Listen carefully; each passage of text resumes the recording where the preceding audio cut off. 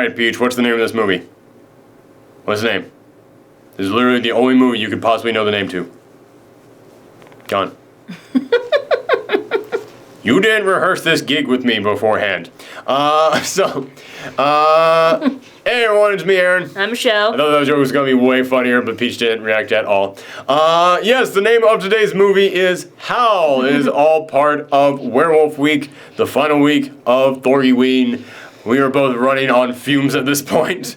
So, let's go ahead and get into this movie. You did not see this one, but I did. Mm-hmm. And I was on Amazon Prime, and I was like, you know what? I gotta review a really bad, dumb werewolf movie this week. Like, something cheap, something kind of stupid.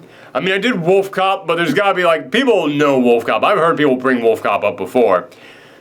I gotta find something that's just like, no one's ever heard of it, and will be like hilarious to review it. And I was going through all the stuff that's available on Amazon Prime, and I came across Howl.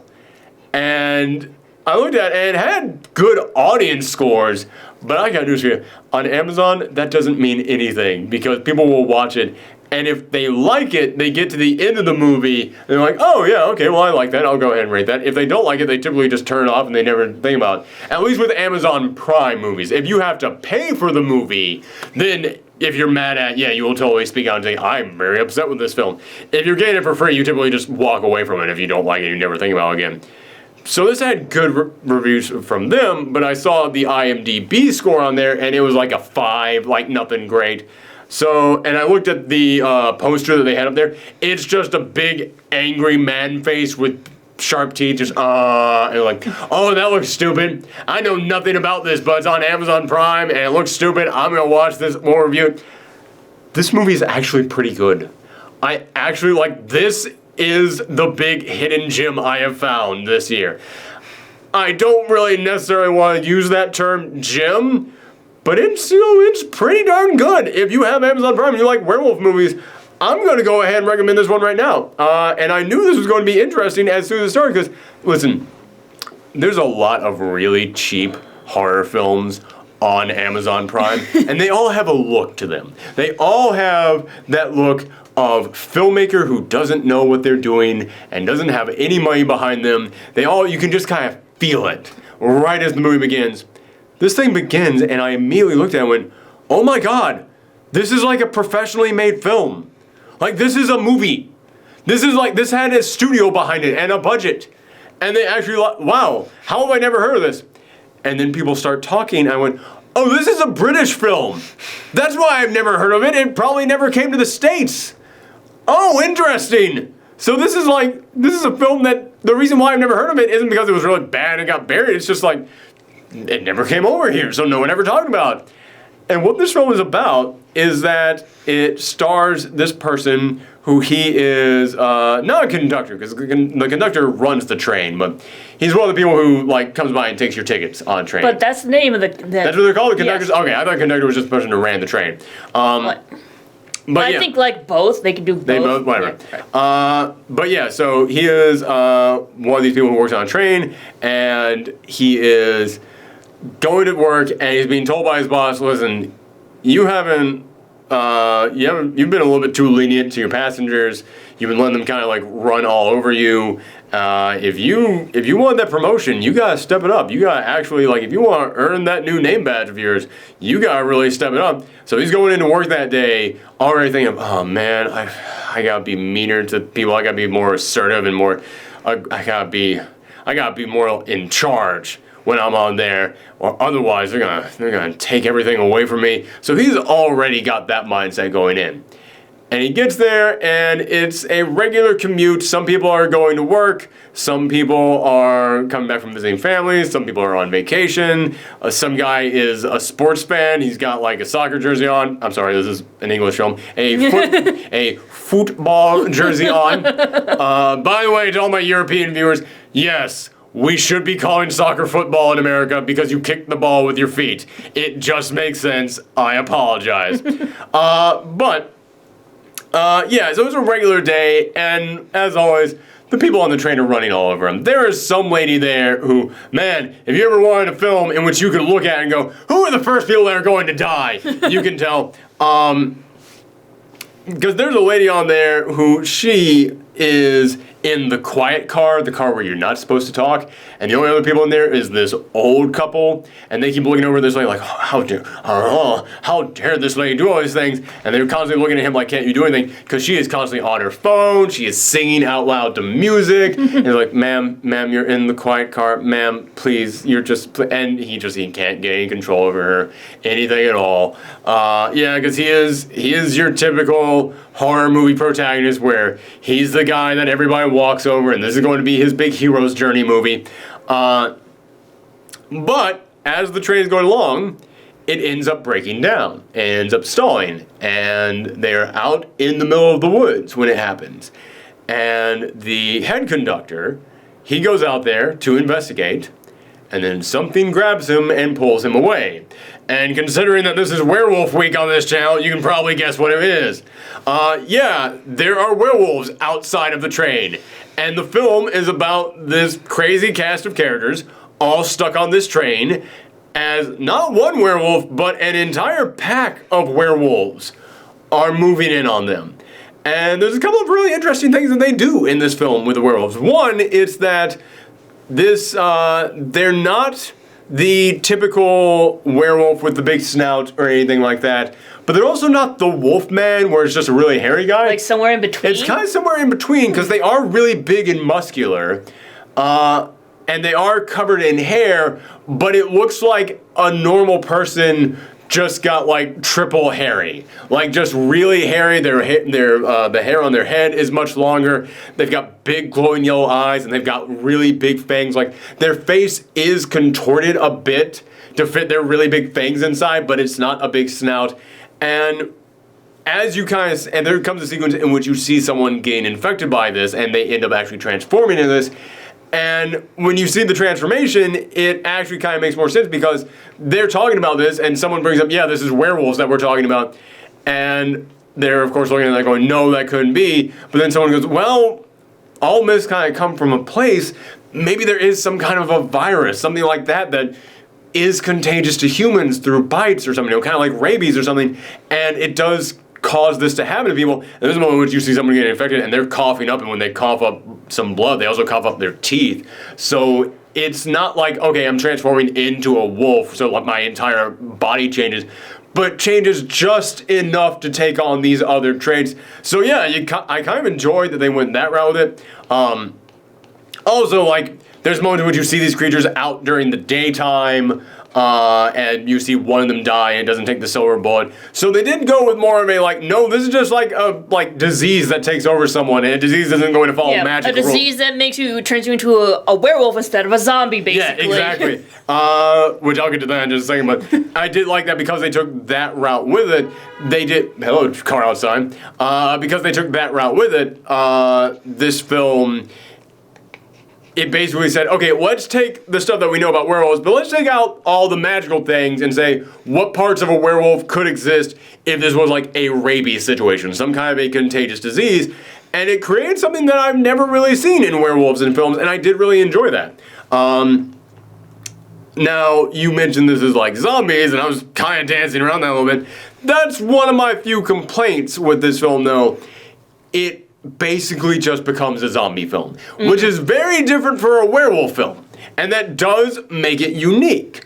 But when you look at if you look at this in terms of just being a werewolf film, this is a unique movie. When you look at this in terms of all horror movies together, you've seen this many times before, and I don't just mean the way that the disease is transferred. Like you get bitten, you get scratched, you transform into this thing. I mean, if you know the tropes of a zombie film, you know this. Like, there's the one guy in there, the rich, successful guy, and of course he's this is all about survival. That guy, I'm going to do what it takes for me to survive, and I don't trust any of you. Like, that guy who's just trying to, sow distrust among everybody, that guy who's in this just for himself. All zombie movies have that one guy. They've all got that guy who's just out for himself. To quote Brett from the Super Couch Fighters, if you ever hear someone in a horror film say, this is about survival, that guy is the villain. There's other things in here like, This reminded me a lot of Train to Busan. You can't help it. You can't help it. It is a film about some contagious thing. They're on a train. Is the ending just as sad? No. Okay, good. No. I don't think anything is as sad as the ending of Train to Busan. Holy crap. Oh my God. I know there is a sequel being made to that movie. I don't know if I want to watch it, because Train to Busan is one of the best horror films I've ever seen in my entire life. But oh man, it's gonna wreck you. Sorry. What was I saying? Sorry, I'm distracted by the tiny dog. Blap, blap, blap, blap, blap. But yeah, and there's a lot of other tropes in here that you see. Like, there's a moment in which there's a woman on the train, and she's saying across from the fancy business guy, and she goes, "You really don't remember me, do you?" And I was like, okay, yeah, I've seen this before in horror films where the group of random survivors all get together and one of them has a history with the other one, and there's like, yep, I've seen all this stuff before. The sequence of the woman who gets bit and she's transforming, I'll just go ahead and let you know right now because it happens early on. It's the old married couple. So, of course, it's the two couples, they love each other, so, of course, the guy doesn't want anything happening to the woman, even though, like, everybody's like, she's transforming, she's changing, we can't trust her. Like, no, I will not let you do this to my wife. Like, yeah, we've seen that before, where the couple, one of them ends up getting infected, and the one that isn't infected is trying to defend the one that's infected. We've seen that before in these films. Yeah, it is so just like, check mark, check mark, check mark, check mark. You've seen this in other films, just not in a werewolf film, which does keep it feeling still kind of original. Again, if you're a big horror movie fan, you are going to be familiar with the tropes. You will have seen all these things. But it is a different enough of a setting. Like, Werewolves, never really seen this with Werewolves. Trapped on a train, like I said, Train to Busan, you can't help it. But Train to Busan, that train was moving the entire time. Mm-hmm. This, you're trapped on this train the entire time. And honestly, it kind of reminded me, and I hate bringing this up because it is now, because of things that the director of this film has done, it makes this a franchise that you don't really want to bring up, but it kind of reminded me almost of Jeepers Creepers 2, where they're trapped on the bus the entire time, and one by one, the creepers coming by and taking each of them off. And I really hate that the director of that film did the horrible, nasty things they did, because I'll admit I actually like Jeepers Creepers 2. Simply because I like that premise. I like the idea of someone being stranded in a place on a vehicle that's broken, and you could go outside and try and fix it, but there's a thing outside that's going to try and eat you if you go outside to try and fix it. So yeah, I do like the setting. I do like they're doing this with werewolves. However, like I said, it is just something that you've seen before, just in other genres.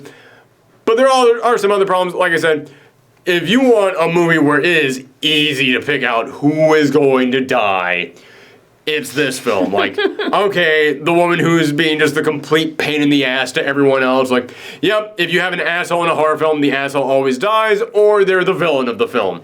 The villain of the film is already established to be the rich guy who is the one who is out for survival, so she's going to die early. Also, there is a guy in there who he is the football fan, but he is a comedically fat guy who is always eating and always needing to poop. Oh, so like just basically like a fanboy, a sports fan? He is. Sports fan, not an athlete? Yeah. When I say the football fan, I don't mean like all right, boys, yeah, let's go and cheer on our team. Like, the soccer hooligan. He's not that. He is the guy who just is a big sports fan. And he is constantly eating. He constantly has to go and use the bathroom. And I'm just like, oh, this is just a really lazy, like, man, when it comes to characters in a horror film that you can look at and you know they're going to die, this is a fish in a barrel situation right now. You look at that and just like, yeah, I know, man. He doesn't even stand a chance of making it through this movie. So yeah, seeing how easy it was for some of these characters to be taken out really was disappointing, but still, I like what they did with the environment. I like what they did with the protagonist. I haven't really mentioned him that much, but again, it's a stereotype. I'm the human doormat character, but now through this adventure, I'm going to learn to be strong and face these fears. Like, yeah, it is a story that, again, you've seen 1,000 times before in horror films, but it's a pretty good story. I mean, we've seen it many times before because it kind of works, and I did like his character. I did like watching him change throughout all this. Like, the he's trying to follow the rules because he doesn't want to get in trouble with his job. And the rule is if the train breaks down, it's your job to make sure that everybody stays there. But then the rich guy comes in and is like, listen, it's only like a 2-mile walk, 3 miles tops. Listen, we could easily make that. And there's a great scene in there in which he goes, I can't just leave. I'll be leaving the old couple here. And then the old man stands up and goes, you just try and keep up, young man. And then he starts walking out there like, that's actually kind of a quick kick-ass scene for the old guy. I like that for the old guy. We don't know there are werewolves outside yet, obviously. But yeah, I did wish that they did a little bit more outside the train on here. Like, there's really only like 2 sequences of someone going outside the train. But they are pretty good sequences. Like, there is also a guy on there who, he's on the train because he had a job interview and he didn't get the job. But he is a mechanic, and he was told that he just wasn't qualified for the job, but he does know his way around engines. So this is, man, again, it's another stereotype of horror films, but that guy who was told you can't do something, and then in the peak moment, he has to prove that he can do something. Again, it's a stereotype. But it's a stereotype because it works. It's because you want to see the guy who is told you can't do something prove that he can do something at the moment when he really needs to do something. This guy was told you're not good enough with engines. And now at the pinnacle of the scene, which it all comes down to, can he repair the engine of this car? He has to repair the engine of the train. Yes, it works really well. So yeah, there's a lot of stuff in here to like. I actually really did enjoy this film. I'm not going to spoil it too much. But again, if you've seen horror films, you can kind of guess where a lot of stuff in here goes. There was still some surprises in here that I did enjoy. And as I said, I did like the new take on werewolves that they had in here. That was more, they focused more on the disease side, less on the magical side of it all. So yeah, this is on Amazon Prime. If you like werewolves, check this thing out. I had never heard of this thing. Like I said, it doesn't have the best reviews from everybody from the professional critic scene. But hey man, I'm a professional critic and I can tell you, professional critics don't like horror films. They only like the really peak top tier horror films. And this is not peak top tier. It's B class, but ain't nothing wrong with B class. B class is pretty good. And as I said, Amazon Prime, watch it for free. Yeah, go and check this out. I really did enjoy this.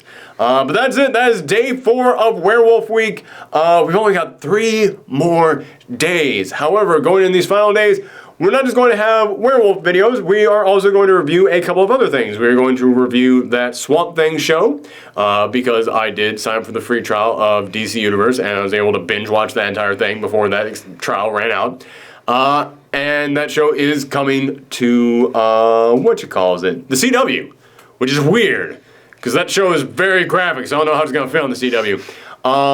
But we're also going to review Lovecraft Country. Is it county or country? Country. I keep wanting to say county. Yeah, me too. But it's country. So we're also going to review that. So we got 3 more werewolf movies and those reviews coming up. The final 3 days of Thorgiween are going to be jam-packed. So yeah, thank you guys very much for tuning in. And as always, Peach, you want to do it? This is your final chance to howl, Peach. No, you just want high fives. She doesn't really howl. She barks. Yeah. She barks a lot. Yeah. All right. And gives high fives. Yes. This is how I convey love. High fives. I'm a frat boy deep down. High five. Oh, now you don't want to do it. I'm drawing attention to it. All right, fine. Bye, everyone. Oh, and happy Halloween.